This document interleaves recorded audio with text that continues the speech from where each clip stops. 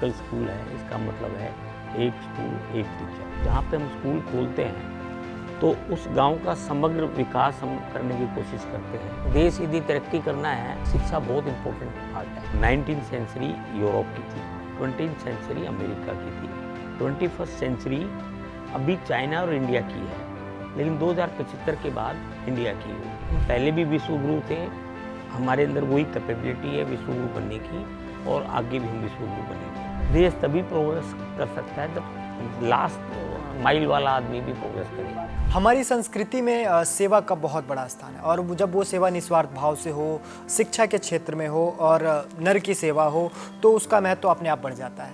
एकल अभियान कुछ ऐसा ही काम कर रहा है, जो ग्रामीण और वनवासी भारत के लोग हैं, जो समाज से पिछड़े हैं, कोई भी जो संसाधन उन तक नहीं पहुंच पाए, ऐसे लोगों को आगे बढ़ाने के लिए एकल अभियान आ गया है। और एकल अभियान को आगे बढ़ाने के लिए कुछ ऐसे सेवाव्रती हैं, कुछ ऐसे दानदाता हैं जो लगे हुए हैं और इस कार्य को पूरा करा रहे हैं। आज हमारे साथ एक ऐसा ही दानदाता मौजूद हैं, सुभाष जी, जिन्होंने एकल से जुड़कर उन बच्चों की चिंता की, उन लोगों की चिंता की जिन तक साधन नहीं पहुंच पा रहे थे, संसाधन नहीं पहुंच पा रहे थे, उन तक पहुंचे और उनको आगे बढ़ाने का काम किया। सर, बहुत बहुत स्वागत है आपका हमारे इस खास स्पॉटलाइट में। सबसे पहले तो मैं आपसे यही जानना चाहूँगा कि जो हमारी सनातन संस्कृति में सेवा का भाव है, वो आप लोग आगे बढ़ा रहे हैं, तो ये कैसे आया, आप लोगों के लिए प्रेरणा कैसे आई? मैं सुभाष अग्रवाल, प्रोफेशन से मैं चार्टर्ड अकाउंटेंट हूँ। बाकी मैं अपनी एक कंपनी है SMC ग्लोबल सिक्योरिटीज लिमिटेड, मैं उसका चेयरमैन एंड मैनेजिंग डायरेक्टर हूँ। ये कंपनी हमने 1990 में स्टार्ट की थी, और उससे पहले मैं 80 में CA किया था और 10 साल तक मैंने प्रैक्टिस की थी। और ये हमारी एक लिस्टेड कंपनी है NSE BSE में। फाइनेंशियल सर्विसेज के अंदर हम सर्विस प्रोवाइड करते हैं। डिफरेंट सर्विसेज है, investment banking, NBFC, insurance broking, third party financial distributions, broking, equity, commodity, currency, सब इस तरह के सब मैं देते हैं। देखिए, 15 साल पहले के करीब है, GD गोयल जी मेरे को मिले थे, और अपने एक्शन शूज़ वाले सुभाष अग्रवाल जी भी मिले थे। हम जानते थे एक दूसरे को। तो GD गोयल जी ने मुझे कहा कि भी एक स्कूल है एकल। मैंने कहा क्या मतलब? बोला कि एक एकल स्कूल है, इसका मतलब है एक स्कूल एक टीचर, और उसमें 20 से 30 बच्चे पढ़ते हैं। दूर गाँवों के अंदर ये स्कूल चलते हैं, है ना। तो रिमोट एरियाज़ में जहाँ पे नॉर्मली सरकारी स्कूल नहीं होती, और प्राइमरी एजुकेशन वगैरह देते हैं, और उसके अंदर एजुकेशन के साथ साथ संस्कार का भी काम करते हैं। बच्चों में खेल कूद की भावना भी डालते हैं, और योगा वगैरह भी सिखाते हैं। और ये अपनी बातों को सिखाने के लिए कविता, वहाँ की लोक कविताएँ, और ये तो स्कूल के लिए हो गया। और उसके अलावा जहाँ पे हम स्कूल खोलते हैं तो उस गांव का समग्र विकास हम करने की कोशिश करते हैं कि उस गवर्नमेंट की क्या क्या स्कीमें चल रही है, और ये सब ऑर्गेनिक खेती कैसे कर सकते हैं। तो ये गांव के अंदर भी ये पूरा को गांव का विकास ही हो जाता है। तो ये इस भावना से हमें बहुत अच्छा लगा। एक स्कूल उस टाइम पे मेरे ख्याल वो 15,000 कितना बता रहे थे, आज तो 30,000 में चलता है। तो उस टाइम पे वो 15-1,000 में चलता था, तो अनबिलीवेबल था। तो मेरा क्वेश्चन ये था कि भी एक मेरे को विश्वास ही नहीं होता एक स्कूल कैसे चल रहा है। हाँ, एक स्कूल इतना कम में कैसे चलता है। तो फिर उन्होंने कहा कि ये काम करो आप, हम वन यात्रा बोलते हैं इसे, हम स्कूल भी जाके दिखा के लाते हैं और गांव भी दिखा के लाते हैं। तो आप भी वन यात्रा पे गए? हाँ जी, मैं कहाँ भी वन यात्रा पे गए?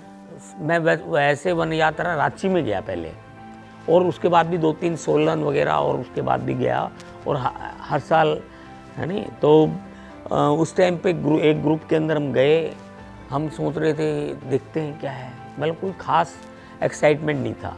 लेकिन धीरे धीरे जब हम वहाँ पे गए, वहाँ पे माहौल देखा, गांव के अंदर देखा, बच्चों से मिले, स्कूल से मिले, टीचर से मिले, और स्कूल का वातावरण देखा, तो रियली हम बहुत इम्प्रेस हुए कि बच्चों के अंदर वो बच्चे किसी से कम नहीं है। मतलब वो जैसे हम कहते हैं कि हम थर्ड क्लास वाली नॉलेज उनको देते हैं, उसके बाद किसी फॉर्मल सरकारी स्कूल या आसपास कोई स्कूल होता है वहाँ पे हम उसको एडमिट करा देते हैं। लेकिन हमने बच्चों से बात की, वो गायत्री मंत्र बोलना, काउंटिंग करना, कविता सुनाना, संस्कृत बोलना, संस्कृत हिंदी में अल्फ़ाबेट सब जानते थे इवन। तो हम उससे बहुत इम्प्रेस हुए। तो ये वन यात्रा आप कहाँ गए थे सबसे पहले? कहाँ? रांची गए थे? हाँ जी, रांची। रांची जब आपने देखा कि उन बच्चों को, तो आपको और एकल के प्रति लगाव बढ़ गया। और मैं तब से पहले शुरुआत तो मैं ऐसी ज़बरदस्ती, जैसे कहते हैं ना, फोर्सफुली जी.डी. गोयल जी ने कह दिया कि भी जाना है, और तो हमने जो कंट्रीब्यूशन है वो दे दिया, लेकिन मन से नहीं था। मन से तभी जुड़े जब हमने जाके वहाँ जाके वन यात्रा की, और अच्छे से तब से हम CSR में वहाँ पे अच्छा कंट्रीब्यूट अपना जो भी ठीक समझते हैं, है ना, वो कंट्रीब्यूट करते हैं। 100 स्कूल वगैरह के करीब हम कई साल से कर रहे हैं। आपने बताया कि आप एक CA हैं और एक इंडस्ट्री, एक बिज़नेस चलाते हैं। तो अक्सर कहा जाता है कि बिजनेसमैन CA अपनी फैमिली को टाइम नहीं दे पाते, लेकिन आप उस फैमिली को टाइम दे रहे हैं, उन ट्राइबल और रूरल बच्चों को टाइम दे रहे हैं जिनके लिए किसी के पास टाइम नहीं होता। तो ये कैसे हुआ? हमारी फैमिली जो है, मेरे पिताजी वगैरह भी है ना, परोपकार में बहुत विश्वास करते थे, समाज सेवा में बहुत विश्वास करते थे, रामायण वगैरह कराते रहते थे। गाँव के अंदर धर्मशाला, हैंडपम्प और ये कुआँ खुदवाना और इस तरह के समाज सेवा के हिसाब से जो लोगों को फ़ायदा हो, और वो काम करते रहते थे। तो हमें बचपन से एक दृष्टिकोण हमारा परोपकार का जैसे है वो हमारा रहता रहा है। लेकिन जब हमने इन स्कूलों में विजिट किया, स्कूलों को देखा, और यहाँ पे देखा कि इतने 25-30 बच्चे जो हैं, यदि ये बच्चे पढ़ाई नहीं करते, क्योंकि 6 लाख गांव हैं, सब गांवों में स्कूल नहीं है, और यदि ये बच्चे पढ़ाई नहीं करते तो इनमें नशा की, शराब की, और कोई भी अपने पैरों पर खड़े नहीं हो सकते थे। और शिक्षा तो पता ही है कि शिक्षा तो बहुत इम्पोर्टेंट चीज़ है। बगैर शिक्षा के आपके अंदर खुद को खड़ा करने वाली पोजीशन आती ही नहीं है। तो और समाज में यदि देश यदि तरक्की करना है तो ये सब शिक्षा बहुत इम्पोर्टेंट पार्ट है। और ये जो भारत लोक शिक्षा परिषद है वो इसमें पूरी तरह से लगा हुआ है। 25 साल से, मतलब 2000 के अंदर ये स्टार्ट हुआ था, और एकल अभियान में तो 1 लाख स्कूल के करीब चलते हैं, और इनके कई आयाम हैं जैसे कि है। तो भारत लोक शिक्षा एक आयाम है, और इसके अंदर अपन northern India, Uttarakhand, UP, Himachal, Haryana, यहाँ पे हम ज़्यादा फोकस कर रहे हैं। तो यही है कि 6 लाख गांव हैं, यदि हम हर गांव में पहुंच जाएं, जितने गांव में पहुंच जाएं जहां स्कूल नहीं है एटलीस्ट, तो देश हमारा तभी तरक्की कर सकता है। एक सवाल होगा कि आपकी पीढ़ी दर पीढ़ी आप समाज सेवा में लगे हुए हैं, चाहे वो अपने संस्कृति को आगे बढ़ाने का हो, शिक्षा का माध्यम हो, सेवा में लगे हुए। लेकिन एकल अभियान आपको क्यों अलग लगा, और इतना व्यापक स्तर पे जो काम कर रहा है, तो उसके आगे बढ़ने का क्या रीज़न है? एक तो यहाँ पे जो कल्चर डेवलप हो गया है ना, वॉलंटियर्स, मतलब कितने ही लोग अपनी सेवा दे रहे हैं निस्वार्थ भाव से, और डोनर भी है, वो खुद भी डोनेट करता है और लोगों से लेके भी वो डोनेट करवाता है। क्योंकि जो कोई ऑब्जेक्ट यदि बढ़िया हो ना तो लोग अपने आप जुड़ जाते हैं। और एक आदमी झंडा चला के स्टार्ट करता है, अच्छा मूवमेंट है, तो लोग अब उसके साथ, उस प्रोसेसन के साथ जुड़ जाते हैं। जैसे कि अशोक सिंघल जी ने लक्ष्मी जी को बोला था कि भाई आप ये काम करो बच्चों में शिक्षा, और लक्ष्मी जी, सुभाष जी, उस टाइम बंधु जी, है ना जी, ओम प्रकाश सिंघल जी, ये 2000 के अंदर जुड़ के इन्होंने एक ट्रस्ट खोली, भारत लोक शिक्षा परिषद, और ये एकल अभियान से पूरा जुड़ गए। और ये स्कूल आज भारत लोक शिक्षा परिषद 25,000 स्कूल चलाता है। एकल अभियान में जैसे मैंने बताया 1 लाख के करीब स्कूल चलते हैं। तो ये मूवमेंट पूरा वर्ल्ड की सबसे बड़ी NGO मैं कह सकता हूँ। मतलब मुझे इतनी बड़ी नॉलेज नहीं है कि कोई इससे बड़ी कोई NGO है। और वैसे भी 2019 में इनको गांधी पीस अवार्ड भी मिला था, जो कि राष्ट्रपति और प्रधानमंत्री द्वारा दिया गया। तो ये, और मैं भी खुद अब CSR जो इसका, देखिए हर कंपनी जिसका प्रॉफिट एक अच्छे लेवल पे है उसको 2% अपना प्रॉफिट का CSR करना पड़ता है। तो हमने देखा कि इससे बढ़िया CSR का कंट्रीब्यूशन नहीं हो सकता। अच्छा, एक बार ज़रा मुझे CSR के बारे में ज़रा दर्शकों को बताइए कि CSR क्या होता है और कैसे उसका फंडिंग होता है, कैसे वो सेवा के कार्य में लगाता है। देखिए, गवर्नमेंट ने एक स्कीम निकाली थी कि जिनका प्रॉफिट अच्छा होता है नहीं, या टर्नओवर एक लेवल पे अचीव कर लेती है, तो उसको अपना 2% प्रॉफिट बिफोर टैक्स का CSR में कंट्रीब्यूट करना कंपलसरी है। तो बहुत सारे पब्लिक सेक्टर अंडरटेकिंग, कॉरपोरेट्स जिनके अच्छे प्रॉफिट हैं, हम उनके पास अप्रोच करते हैं और हम उनसे कहते हैं कि भाई ये प्रेजेंटेशन देते हैं, अपना प्रपोजल बताते हैं कि ये स्कूल आपके नाम से चलेगा, 30,000 रुपये में एक स्कूल चल रहा है। तो वो इस पूरे प्रोजेक्ट को देख के वो अट्रैक्ट होते हैं और वो अपना कंट्रीब्यूशन देते हैं। तो वैसे तो आम आदमी से भी हम लेते हैं, बड़े लोगों से, छोटे लोगों से, कॉरपोरेट से, PSU से, बैंक से, जो इसमें कंट्रीब्यूट करना चाहे, क्योंकि 25,000 स्कूल चलाने का मतलब है 75 करोड़ रुपए, है ना जी, और हर साल। तो आपको इतना बड़ा अमाउंट यदि इकट्ठा करना है तो CSR की हेल्प लेनी पड़ेगी। और वैसे हमने क्राउड फंडिंग के बारे में भी सोचा था, यदि वो इतना पिकअप नहीं हुआ, क्योंकि वहाँ पे ऐड के ऊपर बहुत खर्च करना पड़ता है। और क्राउड फंडिंग में यदि कोई ऑब्जेक्ट अच्छा है तो आप कोई 1,000, 5,000, 2,000, जो जिसकी जितनी कैपेसिटी है उतना वो उसको कंट्रीब्यूट कर सकता है। तो इसलिए तब हमने सोचा कि जब मैं जुड़ा तो मैंने एक प्रपोजल दिया था कि भाई आप एक चैप्टर खोलते हो, है ना, तो वो चैप्टर में उसकी स्पेशलाइजेशन नहीं होती कि भाई CSR क्या है, हर एक किसी को आइडिया नहीं होता किसको अप्रोच करना चाहिए, क्या प्रेजेंटेशन है, क्या उनकी कंप्लायंस लेवल है। तो हम एक CSR एक अलग से एक चैप्टर बना दो, CSR कॉर्पोरेट सोशल रिस्पॉन्सिबिलिटी का। तो मैंने उसको मतलब मेरे से पहले थोड़ा सा था, लेकिन वो पिकअप नहीं हो रहा था, तो मैंने इसको साथ में कमेटियाँ बनाई, public sector undertaking, corporate committee for all, है ना जी, और पब्लिक सेक्टर की अलग, कॉर्पोरेट की अलग, और जनरल की अलग, और लेडीज़ की अलग। तो 4 कमेटी बना दी और एक कोर कमेटी रही। तो हम वो सब मिलके उसमें स्पेशलाइजेशन क्रिएट करने की सोचते हैं। जो पब्लिक सेक्टर अंडरटेकिंग है वो पब्लिक सेक्टर अंडरटेकिंग पर फोकस करती है, वो अदर्स पे भी फोकस कर सकते हैं। इसी पर कॉर्पोरेट वाले कॉर्पोरेट पे फोकस करते हैं, अदर्स पे भी कर सकते हैं, और इंडिविजुअल वाले जो आम पब्लिक है उन पर फोकस करती है। और एक लेडीज़ विंग बना दिया, जो लेडीज़ की अपील लेडीज़ के थ्रू, तो वो भी एक अट्रैक्ट करता है। तो ये हमने CSR को बाकायदा, और उसमें क्या क्या फॉर्मेलिटीज़ हैं, और उसको अंडरस्टैंड करके सारे चैप्टरों को भी हेल्प करते हैं।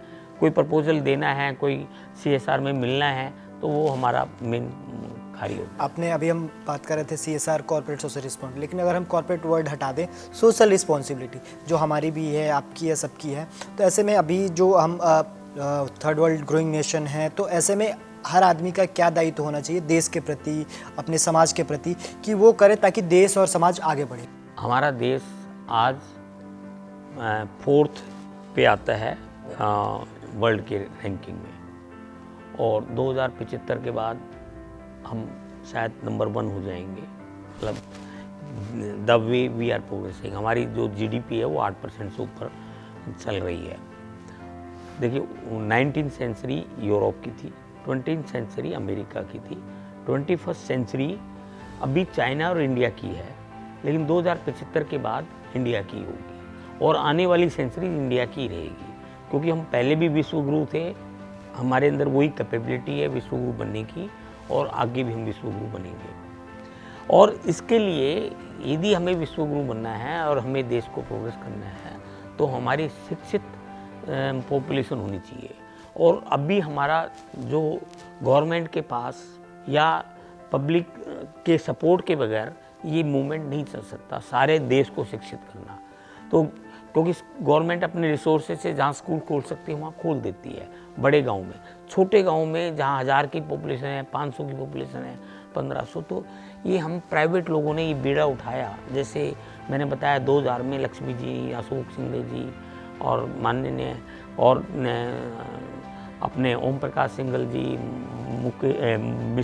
बंधु जी, तो इन सब ने मिलके ये सोचा कि भाई ये हमें देश को आगे बढ़ाना है तो शिक्षा में कंट्रीब्यूट करना पड़ेगा। और वो ये तब से वो 25 साल से 1 लाख गाँव को टेकअप कर लिया। और अभी भी बहुत सारे गाँव हैं जो अशिक्षित है, और देश तभी प्रोग्रेस कर सकता है जब लास्ट माइल वाला आदमी भी आपने प्रोग्रेस अभी एक करे। बात की 2075 में हम वर्ल्ड के टॉप मोस्ट नेशंस में होंगे, तो अगर हमको आगे बढ़ना है तो शहर तो आगे बढ़ ही रहे हैं, गाँव का क्या रोल होगा उस समय, और जो गांव के डेवलपमेंट होंगे उनका क्या रोल रहने वाला है, और कितना अहम होगा कि गांव आगे बढ़े तभी हम वहाँ तक पहुँचे। रूल तो यही है, विवेकानंद जी ने भी कहा है कि भाई जहाँ बच्चे स्कूल नहीं आ सकते तो स्कूल को बच्चों का सोचना चाहिए। यही थ्योरी है देश के अंदर। गांव हमें जितने फैसिलिटी हम प्रोवाइड कर सकते हैं, स्कूल तो बहुत एलिमेंट्री है, उसके बाद स्वास्थ्य, शिक्षा, स्वास्थ्य होनी चाहिए, हॉस्पिटल्स होने चाहिए, मतलब एंटरटेनमेंट के भी साधन होने चाहिए। गांव बहुत रिसोर्सफुल, हम गांव रहने नहीं चाहिए, वो लाइक सिटी बन जाए। तो देश विकसित देश होना का हम विजन ले रहे हैं, तो हर गांव तक हमें सड़कें, लाइट, शिक्षा, hospitals, other facilities, entertainment facilities, है नहीं, और फिर हायर एजुकेशन, कॉलेज, तो ये सब पूरे हिंदुस्तान में फैलाने के लिए जितना नज़दीक हो उतना उसको बढ़ाते रहना पड़ेगा।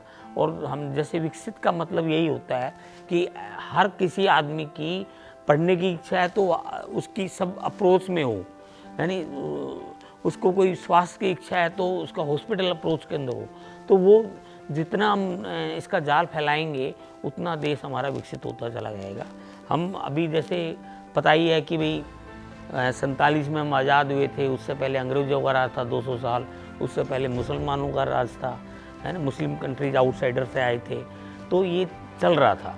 और हमारा देश पहले सोने की चिड़िया थी बहुत पहले, और कुछ बाहर से लोग आए हमारा यहाँ से पैसा लूट के ले गए, तो हम फिर रिसोर्सेज हमारे कम हो गए, लेकिन फिर भी हमारे अंदर वो सब संस्कृति मेंटेन्ड है, और हम फिर दोबारा से पोटेंशियलिटी है, हम दोबारा से विकसित बन सकते हैं। अभी आप फाइनेंस सेक्टर से आते हैं, उन सारी चीज़ों को मैनेज भी कर रहे हैं, देख भी रहे हैं और नज़दीक से दिख रहे हैं, तो क्या ऐसा भारत का जो फाइनेंशियल सेटअप है अभी जहां हम हैं, तो उसमें क्या चेंजेस आने चाहिए, जैसे सेक्टर्स, पब्लिक सेक्टर हुए या फिर गवर्नमेंट सेक्टर हुए, तो उनमें क्या चेंजेस आना चाहिए जिससे लोगों का सरकार के प्रति या सरकार का लोगों में एक इंटरकनेक्शन बने और हम आगे बढ़ें?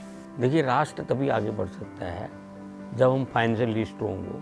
वैसे तो डिफेंस भी स्ट्रॉन्ग होना चाहिए, हमारा बॉर्डर भी सुरक्षित होने चाहिए, एजुकेशन भी बहुत अच्छी होनी चाहिए, टॉप की एजुकेशन होनी चाहिए, हैं, और ये पूरा इकोसिस्टम यदि बेटर होगा तो हम विकसित कहलाते हैं और हमारा देश समृद्ध होगा। हम सोने की चिड़िया जो पहले थे वो बन सकते हैं, और इसके लिए गवर्नमेंट को भी और पब्लिक को भी सब दोनों की पार्टनरशिप चाहिए। जहाँ मतलब जो कॉरपोरेट्स हैं, जो अच्छे वेल टू डू हैं, HNI हैं, सबको समाज के लिए कंट्रीब्यूट करना चाहिए। जैसे एकल है, ये गाँव तक है, ऐसे बहुत सारी NGO भी होनी चाहिए, और अदरवाइज भी गवर्नमेंट को के साथ साथ हमें सबको सहयोग करना चाहिए। हमारी कैरेक्टर बिल्डिंग होनी चाहिए, और बहुत सारी फैक्ट्रियाँ, मैन्युफैक्चरिंग हमारी 16% है GDP के अंदर, ये 25% तक आना चाहिए। वर्ल्ड जैसे चाइना है, वर्ल्ड फैक्ट्री बोलते हैं, इसी प्रकार हम अपना हर अपनी प्रोडक्शन बढ़ाएं, इंपोर्ट एक्सपोर्ट बढ़ाएं, बैंकिंग सिस्टम हमारा ज़बरदस्त हो, स्टॉक एक्सचेंज ज़बरदस्त हो, यानी ये सारा इकोसिस्टम को इम्प्रूवमेंट करने की ज़रूरत है। और शिक्षा इसके लिए बहुत ज़रूरी है। सब वहाँ पे तभी ये सब चीज़ हो सकती है जब हमारी नॉलेज बेटर होगी, आम आदमी की नॉलेज बेटर होगी, तो देश विकसित हो जाएगा और कैरेक्टर बिल्डिंग होगी। पिछले 10 सालों से देश में नरेंद्र मोदी की सरकार है, और जब से नरेंद्र मोदी सत्ता में आए हैं या फिर देश के सेंटर में हैं, उनका एक खास फोकस है यूथ एंड वीमेन। उनका, क्योंकि अभी वुमेन रिजर्वेशन भी वो लाए, लोगों को एज ए कनेक्ट कर रहे हैं कि यूथ बड़े अच्छे से जुड़े और महिलाओं का देश के तरक्की में योगदान रहे। तो आप इसको कैसे देखते हैं, और कैसे यूथ्स को और महिलाओं को मोटिवेट किया जा सकता है कि वो आएँ और कंटिन्यूएशन बिल्डिंग? देखिए, हमारी देश में तो पता ही है, डेमोग्राफी डिविडेंड है ना, यूथ की पॉपुलेशन है ना अच्छी खासी है, तो हमारा यूथ शिक्षित होना चाहिए, प्रोडक्टिव काम में लगे रहना चाहिए, उसको एम्प्लॉयमेंट प्रोवाइड करना वाला बनना चाहिए। मैं तो ये कहता हूँ एम्प्लॉयमेंट लेने की बजाय उनको, जैसे स्टार्टअप्स है वर्ल्ड के अंदर, हम सबसे ज़्यादा स्टार्टअप्स खोल रहे हैं और हमारा स्टार्टअप्स बहुत जल्दी $1 बिलियन वाली कैटेगरी में आ जाता है। तो क्योंकि हमारे हिंदू समाज के अंदर माना जाता है कि जो ब्रेन है वो भगवान की देन है और यहाँ पे एक वो सबसे बढ़िया ब्रेन वर्ल्ड के अंदर माना जा रहा है। तो यूथ बहुत कैपेबल है इंडिया का, तो वो बहुत जल्दी प्रोग्रेस कर सकता है, बस प्रोवाइडेड उनकी डायरेक्शन हम सही दें और उनको शुरू से हम उनको गाइड करते हैं। कैसे यूथ्स को कैसे हम एक सही डायरेक्शन दिखाएं, क्योंकि अभी यूथ जो है थोड़ा सा क्योंकि डिजिटल ज़माना आ रहा है तो ध्यान भटकाने के साधन बहुत ज़्यादा है, लेकिन यूथ फोकस्ड रहे काम पे अपने, उन्हें क्या करना है, उनका जो आइडिया है वो कैसे आगे बढ़े और कैसे वो अपने आइडियाज़ को इम्प्लीमेंट करें, इसके लिए क्या मैसेज देना चाहिए? यही है, जैसे एक कल कर रहे हैं संस्कार के लिए, हमारे एक आयाम है संस्कार का, श्री हरि सत्संग वाला, और दूसरे भी हैं, वनवासी रक्षा परिवार फाउंडेशन भी संस्कार प्रोवाइड कर रहे हैं। और अभी गवर्नमेंट में भी ये नई एजुकेशन पॉलिसी में भी आ रहा है कि जैसे हमारी गीता है, रामायण है, ये how to lead a good life, how to become a good person. तो ये हमारी जो संस्कृति है इसके अंदर सब कुछ है, तो वो बच्चों को संस्कृति की तरफ गाइड करें और बच्चों को हम दें कि भाई जो ये हमारी किताबें हैं, गीता है, रामायण है और ऐसी संस्कार की किताबें, वो उसमें फोकस करें, वो पढ़े, है ना। पेरेंट्स को ये चाहिए, तो बचपन से उनमें वो भावना भराई जाए। हमारे जो बुज़ुर्ग लोग हैं, जो पुराने बड़े से एक बड़े लोग हुए हैं, जिनके महापुरुष जिसे हम बोलते हैं, तो उनकी कहानियाँ उनके बारे में बताएं। तो पेरेंट्स को, ग्रैंडफादर ग्रैंडमदर पहले ऐसे बताया करते थे, तो वो चीज़ हमें करनी चाहिए, हमें जुड़ना चाहिए अपनी संस्कृति के हिसाब से, संस्कार के हिसाब से। संस्कार की, क्योंकि education is not the only thing, संस्कार के साथ एजुकेशन होनी चाहिए और एकल भी यही कर रहा है। एक चीज़ और आखिरी सवाल आपसे जानना चाहूँगा कि जो आजकल का समाज है, सोशल है, वो लोग आगे बढ़ रहे हैं और अपनी सब लोग अपने काम में व्यस्त हैं, लोग 9 से 5 जॉब कर रहे हैं, जा रहे हैं, भागदौड़ भरी ज़िंदगी सब लाइफ का, लेकिन इन सब के बीच वो जो समाज सेवा है, सोशल रिस्पॉन्सिबिलिटी, उसके लिए कैसे जुड़े, ये आप क्या संदेश देना चाहेंगे? देखिए, जैसे ये अपना ये एकल है, ये समाज में जाता है कि हम बच्चों को पढ़ाते हैं, 30,000 रुपये में एक स्कूल चलता है। लोग समझते हैं अरे अच्छा ये बच्चा इतने गरीब हैं वहाँ पे, तो जो समाज दे सकता है, मतलब जिनको रिक्वायरमेंट है, जैसे शहर में अमीर लोग रहते हैं, वहाँ पे बहुत गरीब हैं जो कुछ भी अफोर्ड नहीं कर सकते, तो उन दोनों का समन्वय होना चाहिए। तो जैसे यहाँ से वनवासी के बच्चे यहाँ आते हैं सिटी के अंदर, हम एकल का फंक्शन करते हैं, तो वो बेसिक आइडिया उसका यही है कि जो वेल टू डू समाज है और जो ऐसा पुअर कैटेगरी का समाज है, तो वो जब मिलते हैं तो उनमें वो बात आती है कि भी हमें कंट्रीब्यूट करना चाहिए इनको आगे बढ़ाने के लिए और देश को आगे बढ़ाने के लिए। तो ये भावना हमें क्रिएट करनी पड़ेगी अपने सभ्य समाज में, और जो वेल टू डू समाज है उसके अंदर ये भावना क्रिएट करनी पड़ेगी। एक आखिरी सवाल आपसे कि आपकी पीढ़ियों से जो आपके पूर्वज थे वो भी समाज सेवा में जुड़े रहे, आप भी जुड़े हैं और आपके साथ साथ आपकी पूरी फैमिली जुड़ी हुई, तो ये कैसे? हाँ, मेरा छोटा भाई है अशोक अग्रवाल, नहीं वो महाशतक वीर है, 1000 स्कूल दिया और हम सब देते हैं। मैंने अपने बच्चों के नाम से भी दिया, हेमलता ने भी दिया, कंट्रीब्यूट किया। तो इनमें सब में पता लगा इनको कि एकल कुछ है। इनके नाम से जब पैसा गया तो इन्होंने पूछा कि ये क्या है, तो वो एक उनमें भी एक भावना आई। जैसे एकल के प्रोग्राम में मैं कोशिश करता हूँ वाइफ चले, बच्चे चले, तो वो जाते हैं, तो जब भी वो जाते हैं तो उनके अंदर वो भावना आती है कि भाई हमारे फादर अच्छा काम कर रहे हैं तो हमें भी अच्छा काम करना चाहिए, और वो संस्कार उनमें ऐड होता है। तो ऐसे ही जैसे मैंने बताया छोटा ब्रदर है, वो भी इसी प्रकार जुड़ा। जब मैं जुड़ गया एकल से, तो एक दिन मैंने उसको बताया कि भी ऐसे ऐसे संस्था है, तो वो भी फिर प्रेरित होके उसने भी बहुत अच्छा कंट्रीब्यूट किया। तो ऐसे ही जैसे हमने वुमेन विंग बनाई है, और आपने क्वेश्चन भी पूछा था वुमेन एम्पावरमेंट, तो ये एम्पावरमेंट ही है जब वो समाज के अंदर कंट्रीब्यूट करती है, उनके अंदर सेल्फ सेटिस्फेक्शन बढ़ता है, समाज से जुड़ते हैं, समाज के बारे में पता लगता है, तो उनमें कुछ करने की भावना आती है, तो वो एम्पावरमेंट भी होता है। और वो वैसे भी आज की तारीख में जो महिला है वो समाज के अंदर, बिजनेस के अंदर हर जगह कंट्रीब्यूट कर रही है। पहले की अब उनमें से ये भावना है कि मुझे शिक्षित होना है, हायर एजुकेशन भी लेती हैं, तो और वो समाज के साथ भी जुड़ जाए तो फिर बहुत ही बढ़िया है। बहुत बहुत धन्यवाद सर आपका। तो ये थे सुभाष अग्रवाल जी, जिन्होंने हमें बताया कि कैसे हमें अपने सोशल रिस्पॉन्सिबिलिटीज़ को पूरी करनी है, समाज को आगे बढ़ाना है और राष्ट्र को उन्नत राष्ट्र बनाना है।